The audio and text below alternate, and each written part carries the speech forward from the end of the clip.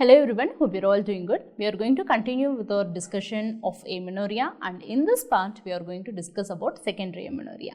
Okay. So secondary amenorrhea.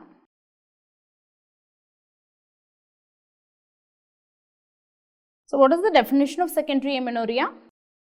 When amenorrhea is seen in a woman for 6 months when she had previous regular cycles or a period that is equal to her 3 cycles when she had irregular cycles.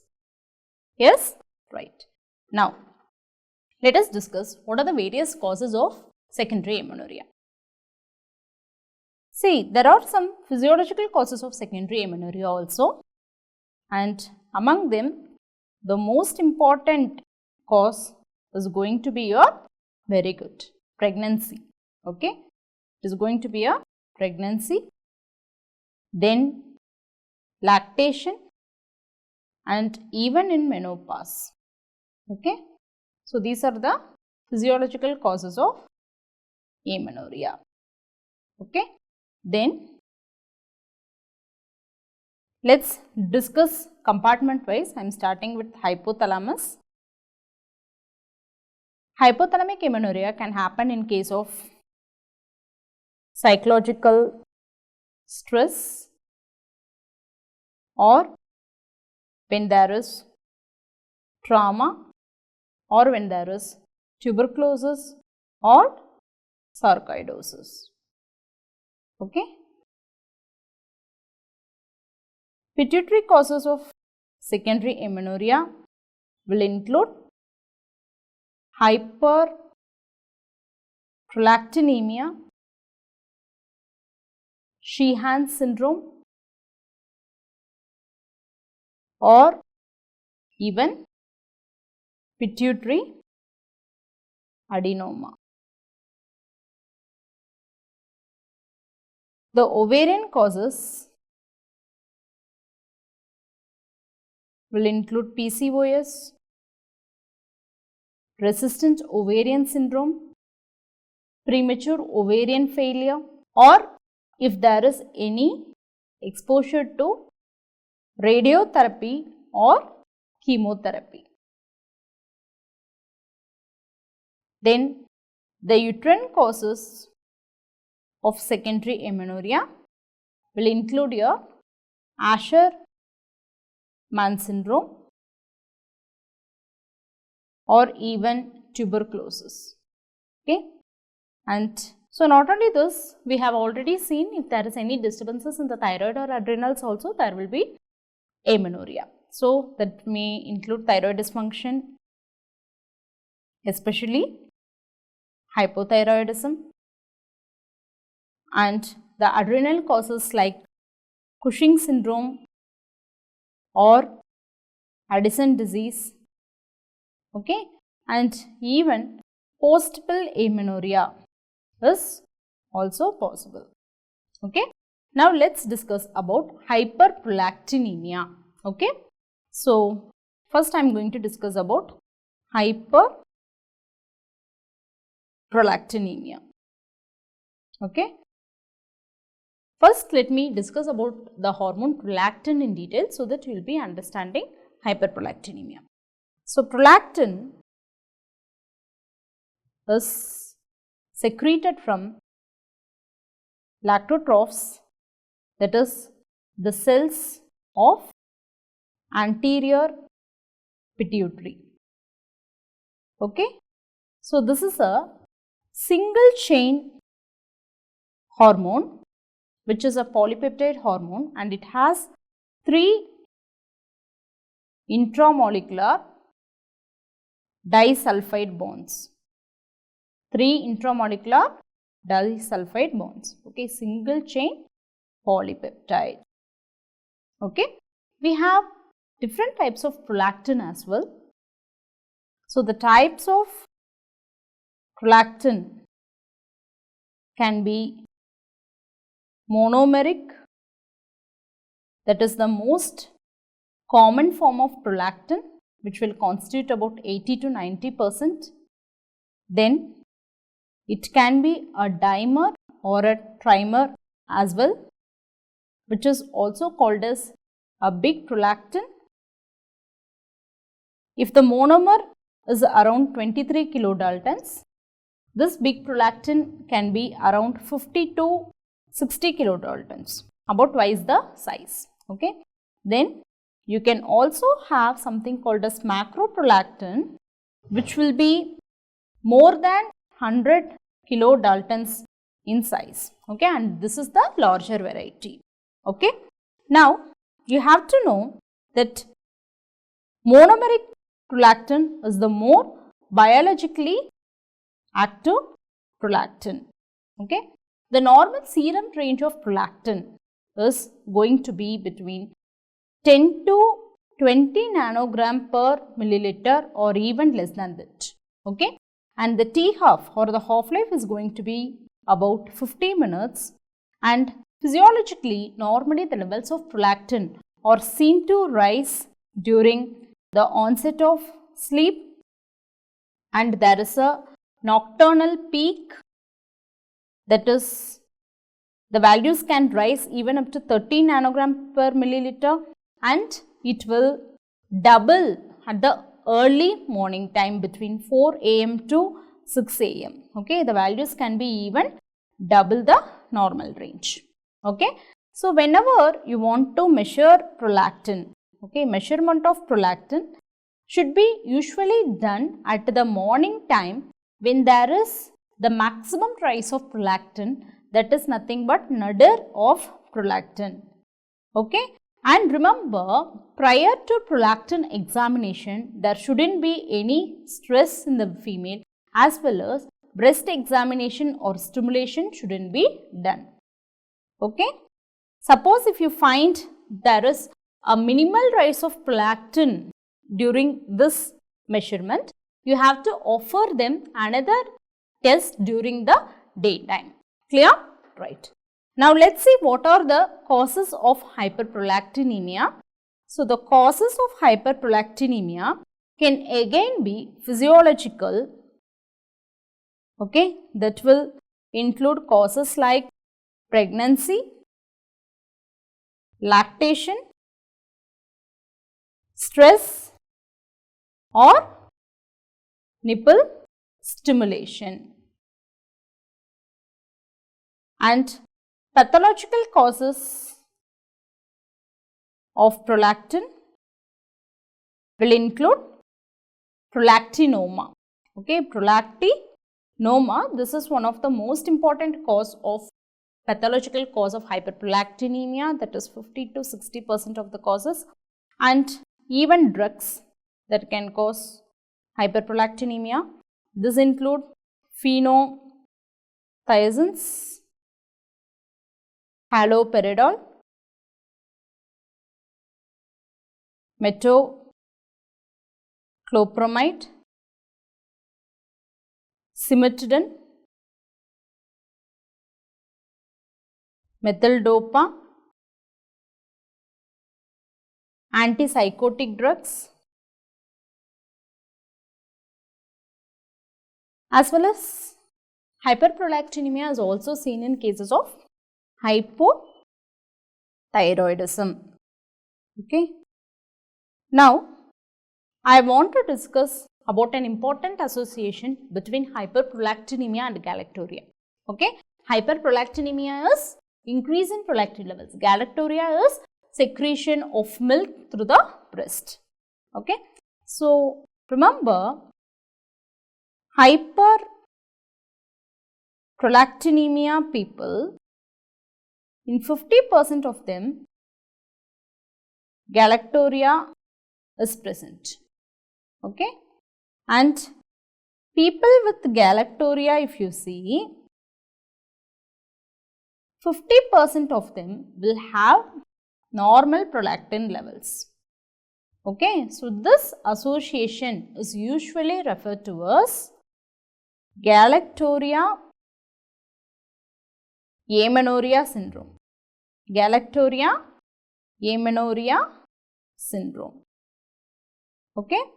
So, when there is hyperprolactinemia, Okay, when there is hyperprolactinemia without galactorrhea. Okay, so there is hyperprolactinemia alone, but there is no galactorrhea, means it can be due to the presence of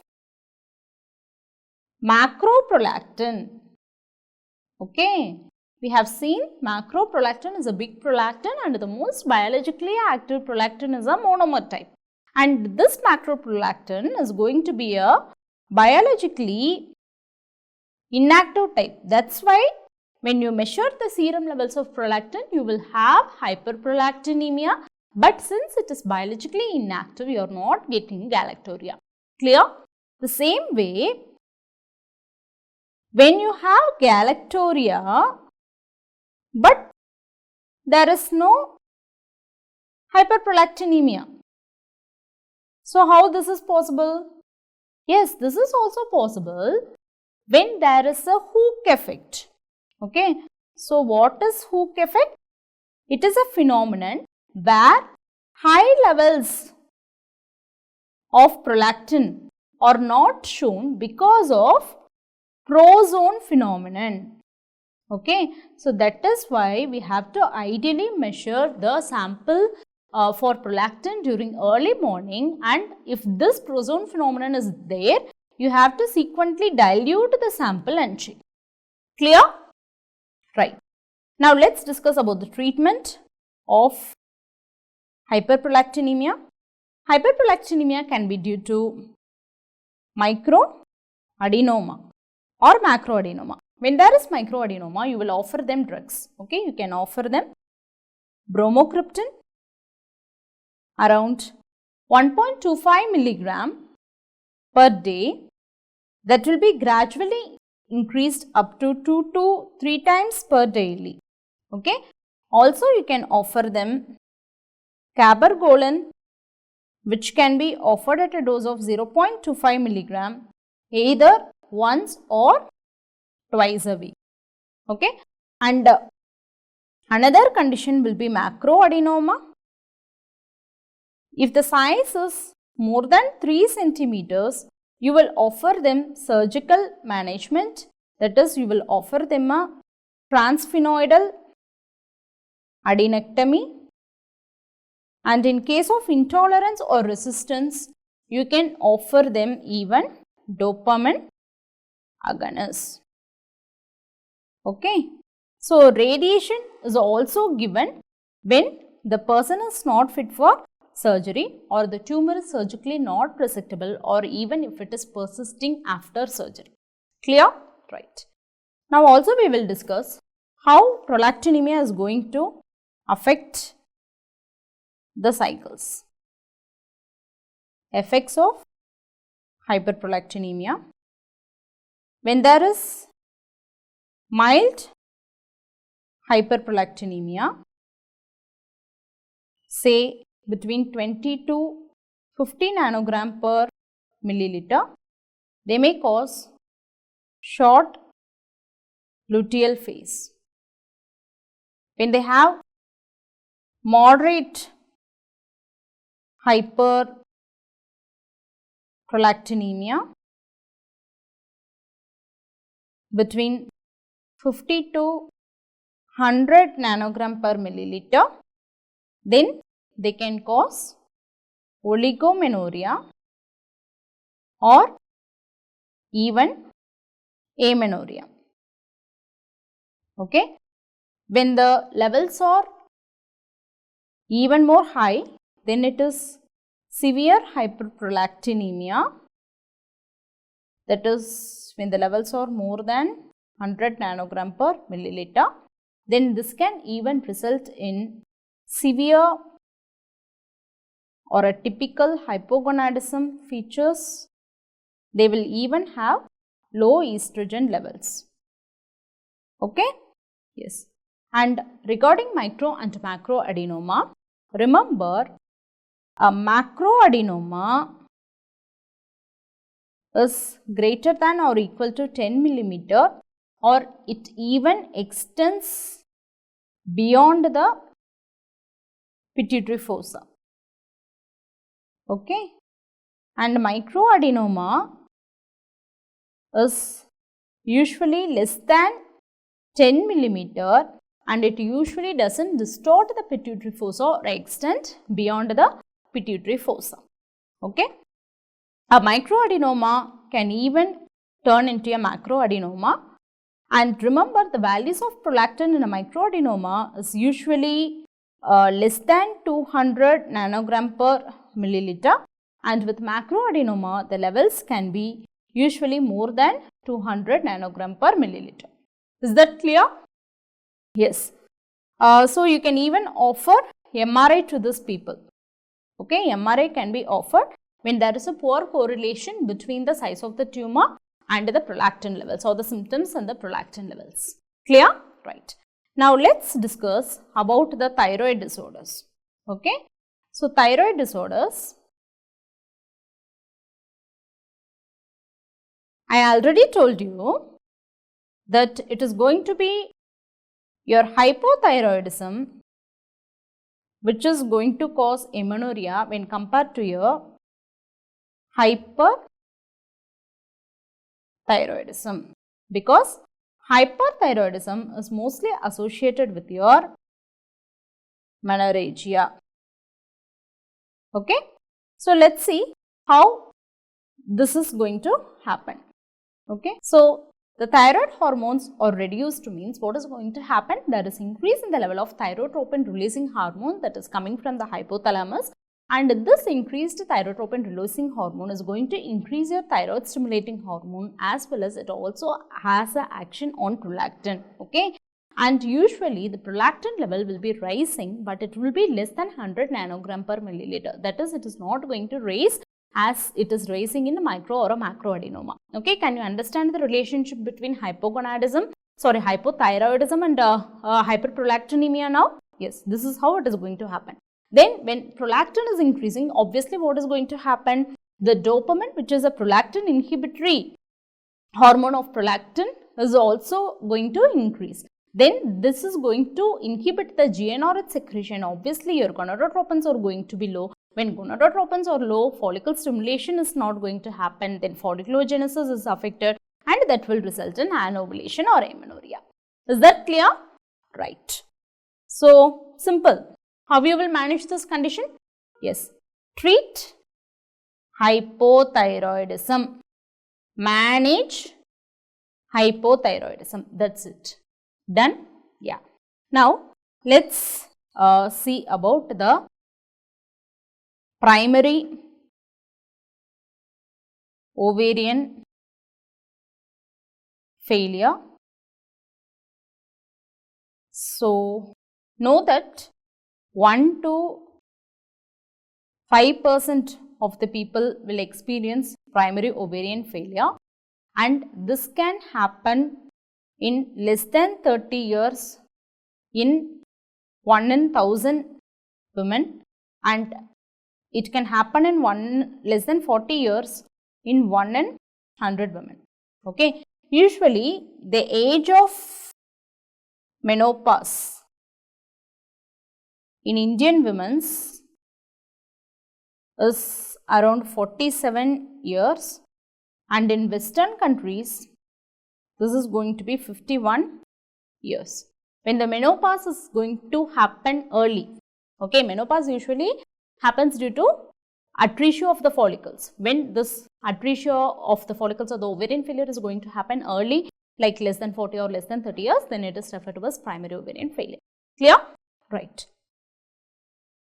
Now, what will they present to you with? Yes, they will present to you with amenorrhea. There will be persistent estrogen deficiency.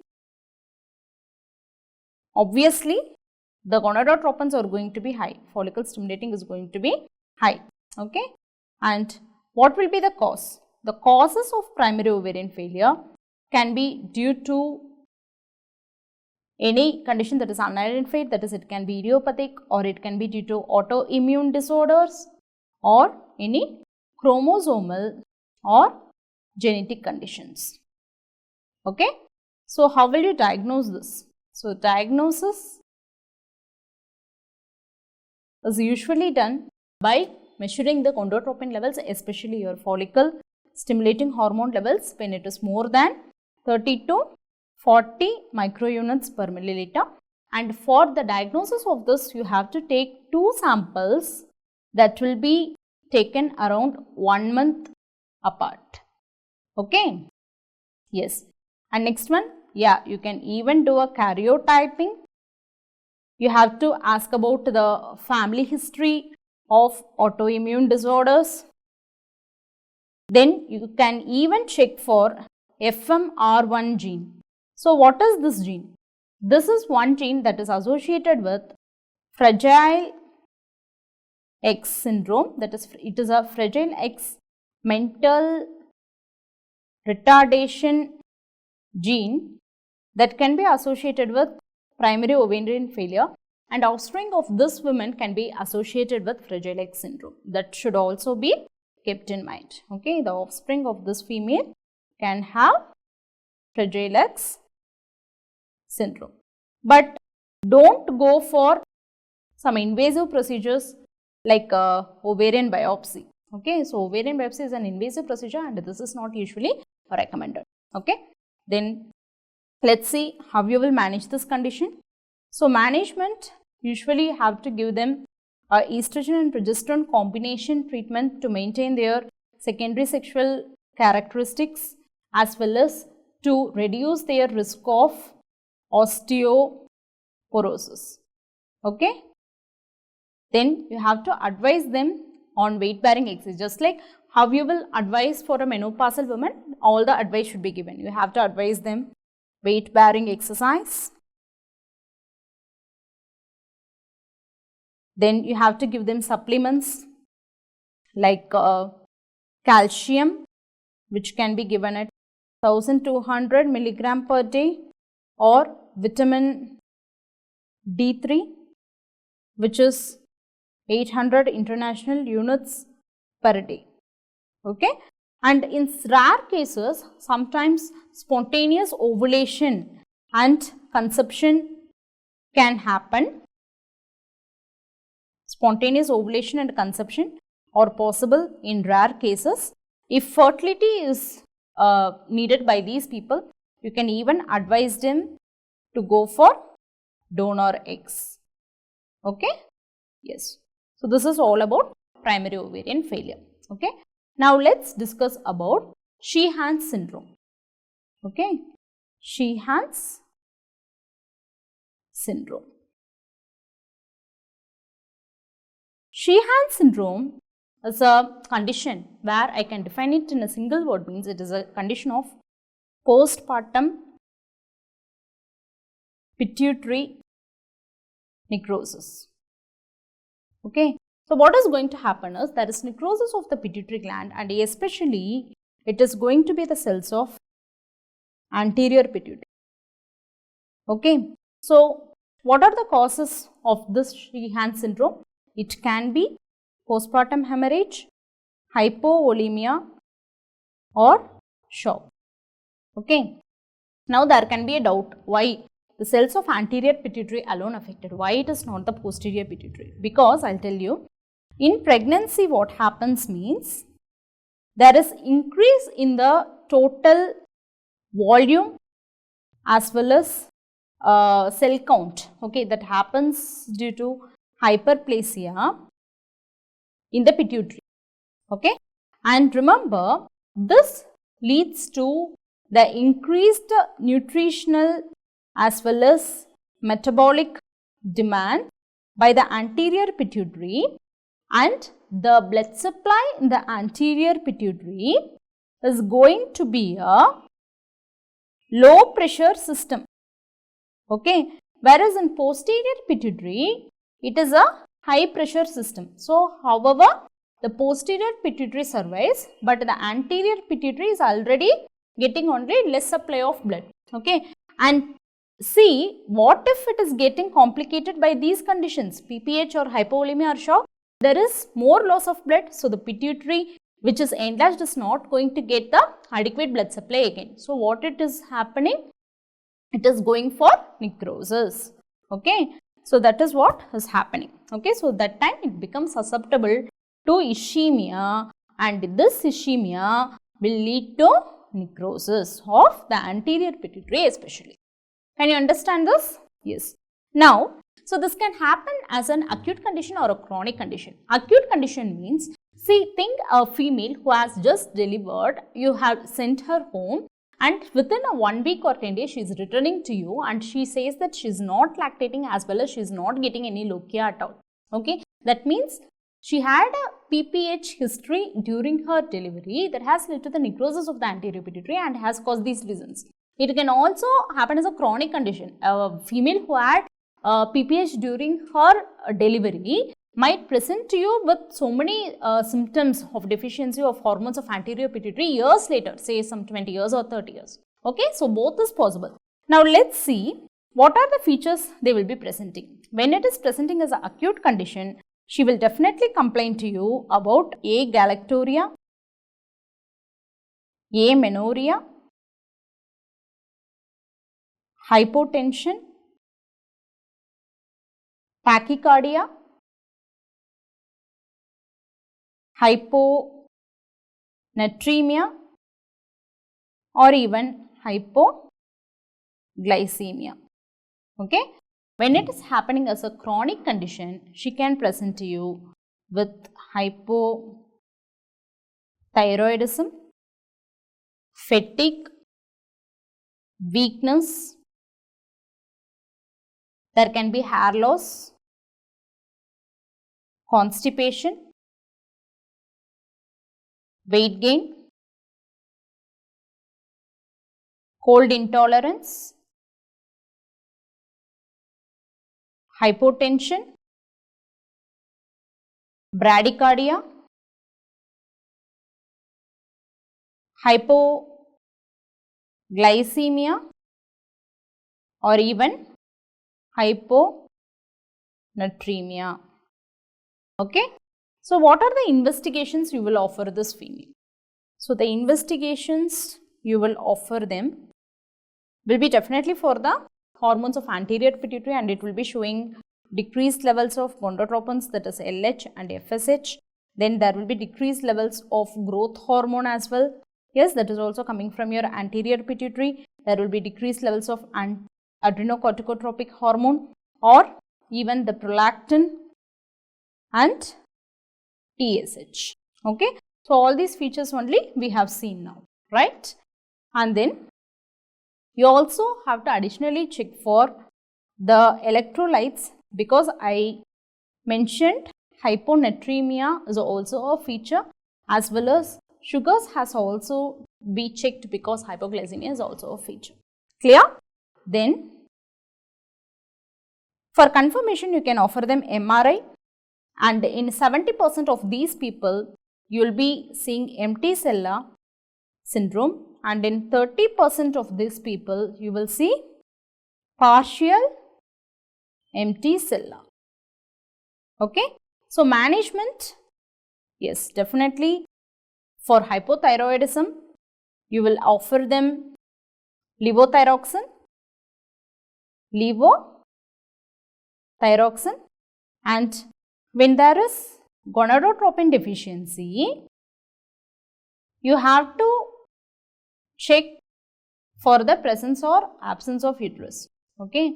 Say, suppose the uterus is present, then you will have to offer her estrogen and progesterone, because the unopposed estrogen can lead to endometrial hyperplasia as well as endometrial carcinoma. When the uterus is absent means, suppose she had undergone a hysterectomy before itself means, then you can offer her only estrogen. Is that clear? Right. Now we will see another syndrome, that is Asherman syndrome. Okay. Asherman syndrome is a condition where there is intrauterine adhesions or intrauterine synechiae. Okay. So this can happen when there is scar tissue that is formed in the uterus or cervix or both. Okay, the most important causes of this will include dilatation and curettage that has been done for a missed miscarriage or a complete miscarriage, or even a retained placenta after delivery, like that. Then when they do sampling, endometrial sampling for endometrial cancer, okay, then if they attempted a removal of polyps, then even fibroid removal via a hysteroscopy as well.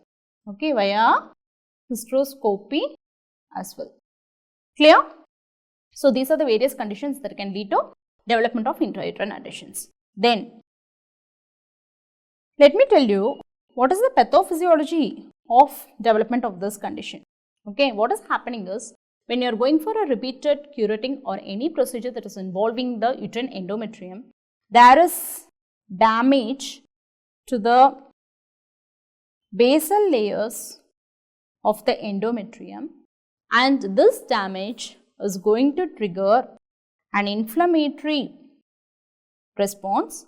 So this makes the adhesion bands formation that will be coming from one side of the uterine cavity to the other side of the uterine cavity.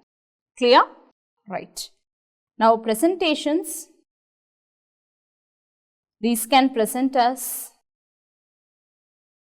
amenorrhea, hypomenorrhea, or dysmenorrhea also, because as blood is collecting inside, what is happening? There is adhesions in the cervix, so that will even cause dysmenorrhea. Now let me tell you what are the investigations we will offer in these people. So the investigations you can offer in them will include your 2D ultrasonography, which can be offered as an initial investigation, and following this you can even offer them saline sonography or even your hysterosalpingogram.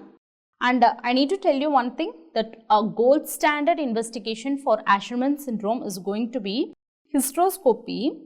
Why it is considered as a gold standard investigation means we can diagnose and manage this condition simultaneously via hysteroscopy. That is, the procedure we offer them is adhesolysis.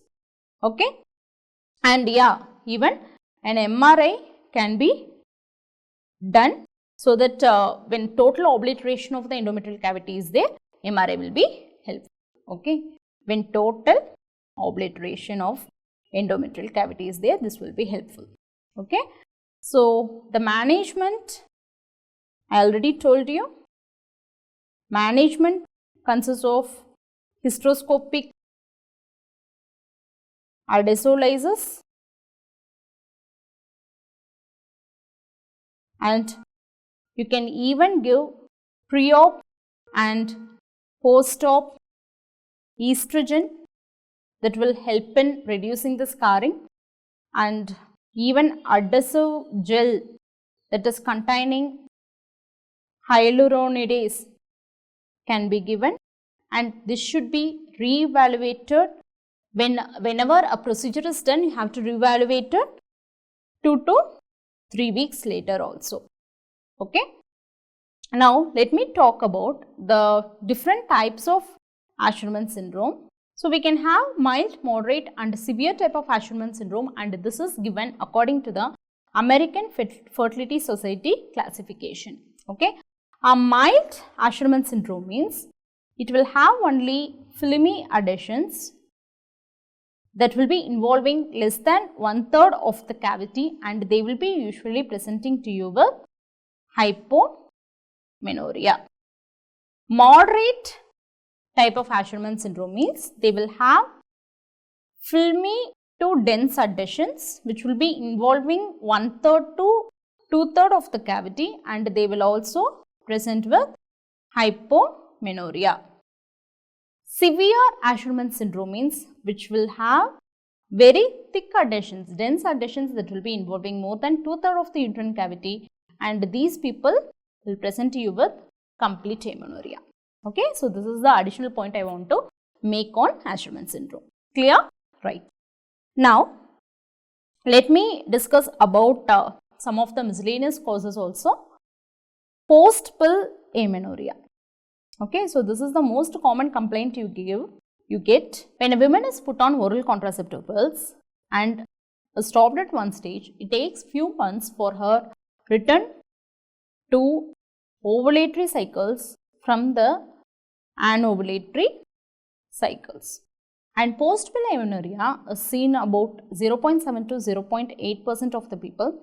However, if the amenorrhea is seen for more than 6 months, you have to rule out other causes of secondary amenorrhea. Clear? Right. Also, you have another condition called functional hypothalamic amenorrhea. So, what is happening is there is reduced gonadotropin releasing hormone which is going to reduce your luteinizing hormone, and there is absence of the mid-cycle LH surge. So, this results in anovulation. Okay, but remember, in these people the FSH levels are going to be normal or even low. Okay, so what are the causes of this functional hypothalamic amenorrhea? There are so many causes which will include your emotional stress or weight loss, vigorous exercise, and chronic illness. Okay, so that's why there is a triad called female athletic triad, where you will have menstrual dysfunction, that is any kind of menstrual disorder that will be associated with fatigue and low bone mineral density. Okay, so what are the investigations you will offer in these people? So you have to offer investigations, like as I told you have to offer them UPT first, which will be followed by a thyroid function test. Then you have to assess her estrogen status. Okay, estrogen status means if the value is 40 picogram per milliliter, then it suggests the normal functioning of your ovarian follicles. Okay, you can even offer them a progesterone challenge test. Okay, you can even offer them a progesterone challenge test by giving medroxyprogesterone acetate 10 milligram orally for 7 to 10 days. Okay, and it is usually given with the anticipation of withdrawal bleeding. So, when withdrawal bleeding is present or absent will determine the causes. Okay, when you get withdrawal bleeding, then it means there are normal estrogen levels, there is normal functioning of the endometrium as well as the normal outflow tract as well. Okay, the outflow tract is patent as well. Whereas when withdrawal bleeding is not happening, there can be hypogonadism or outflow tract obstruction. Clear? Right. But however, remember, with this progesterone challenge test, there can be so many false positives and false negatives you can get. That's why you have to go and check with your ultrasonogram, especially your transvaginal ultrasonogram, for the endometrial thickness as well. Okay. So, when endometrial thickness is more than 6 millimeter, then you can be sure that with 95% accuracy that you may get withdrawal bleeding. Okay. Also, while during ultrasonogram, you can even check for the presence of PCOS, okay, or any tumor in the ovary. Okay. Also, if all these are ruled out, then you have to offer them CT or MRI brain to exclude tumors of brain or pituitary, as well as definitely have to offer them a chromosomal analysis, that is karyotyping. Then tuberculosis has also been ruled out. Clear? Right. So this is all about secondary amenorrhea. Now let me discuss about how to approach a case of secondary amenorrhea in short. Okay. So let's see this. So approach to diagnosis of secondary amenorrhea. Whenever a female is presenting to you with secondary amenorrhea, you have to start with the history examination, exclude any intake of medication, and also you have to exclude the pregnancy. Okay. You have to give them investigations like all the hormones, thyroid stimulating hormone, prolactin, follicle stimulating hormone, luteinizing hormone, and even you have to offer them a pelvic ultrasonography. And after that, you have to assess the estrogen status as well, especially the serum E2, that is estradiol status. You can even offer them a progesterone challenge test and offer TVUS to do a endometrial thickness. Okay. If all of these are normal, that is, it is a normal E2 levels she has, withdrawal bleeding is positive, then ET is more than 6 millimeter, then it can be due to chronic anovulation. Suppose the E2 level is low and withdrawal bleeding is low, and then ET is also less, you can even offer her estrogen progesterone challenge test. When the estrogen progesterone challenge test is negative, it can be due to Asherman syndrome, and you have to offer them a hysteroscopic diagnosis as well as adenolysis. And suppose estrogen progesterone test is positive, means then you have to check for the gonadotropins whether the FSH is high or FSH is low. If the FSH is high, means can be due to any abnormality with the gonad, so it can be due to ovarian failure, or if there is a karyotypic abnormality or an autoimmune workup can also be offered. When FSH is low, the problem is coming from the higher compartment, so you have to offer them MRI brain where it will show a hypothalamic amenorrhea or a pituitary adenoma. Okay. And suppose if there is abnormal ACTH, TSH, then it should be a thyroid disorder that has to be ruled out and managed accordingly. And when you have hyperprolactinemia, MRI of brain is indicated. Okay. So this is all about secondary amenorrhea. I hope we discussed in detail about the various causes of secondary amenorrhea and how to manage these conditions, and also the diagnostic workup of secondary amenorrhea. So with this, we'll be completing this topic. Until we meet in the next video, take care, happy learning, bye bye.